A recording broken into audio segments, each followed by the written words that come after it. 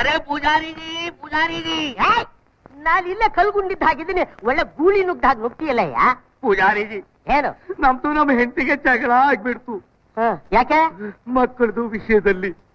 ಅದಕ್ಕೆ ಅದು ಸೀಟ್ ಮಾಡ್ಕೊಂಡು ಹೋಗ್ಬಿಡ್ತು. ಸೀಟ್ ಮಾಡ್ಕೊಂಡು? ಯಾವ ಬಸ್ಗೆ? ಬಸ್ನೇ ಕೋಪ ಕೋಪ ಸೀಟ್. ಓಹೋ, ಸಿಟ್ಟು. ಅದು ಮಾಡ್ಕೊಂಡು ಹೋಗ್ಬಿಡ್ತು. ಎಷ್ಟ್ ಜನ ಮಕ್ಳಿದ್ದಾರೆ? ಮಕ್ಕಳು ಎಲ್ಲಿದ್ದಾರೆ?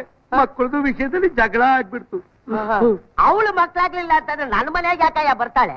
ರೇ ಕೋಪ ಮಾಡ್ಕೋಬೇಡಿ ಪೂಜಾರಿಜಿ, ನೀವು ಊರಿಗೆ ದೊಡ್ಡ ಮನುಷ್ಯರು. ನಮ್ದು ಜಗಳಾದು ವಿಷಯ ಪಂಚಾಯತಿಗೆ ನಿಮ್ಮ ಹತ್ರ ಹೇಳೋಕೆ ಬಂದಿದ್ದಾರೆ ಅಂತ ನಾವು ಹುಡ್ಕೊಂಡು ಬಂದಿದ್ದು. ನೀವು ನಮ್ಮ ಹೆಂಡತಿಗೆ ನೋಡಿದ್ರಿ? ನಾನು ಯಾಕಯ್ಯ ನೀನ್ ಹೆಂಡ್ತಿ ನೋಡ್ಲಿ?